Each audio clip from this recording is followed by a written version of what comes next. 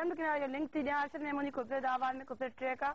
समुंड किनारे समुंड किनारे समुंड किनारे समुंड किनारे वारीअ जो घर ठाहियोसीं तोखे चाहियोसीं तोखे चाहियोसीं तुंहिंजो प्यार तेज़ हवा में ॾीए ॿारण जी कोशिश हुई लोक घणो ई रोकियो टोकियो पोइ बि तोखे चाहियोसीं वारीअ जो घर ठाहियोसीं तोखे चाहियोसीं तोखे चाहियोसीं। अचो इन ट्रैक खे गॾिजी इंजॉय कयूं।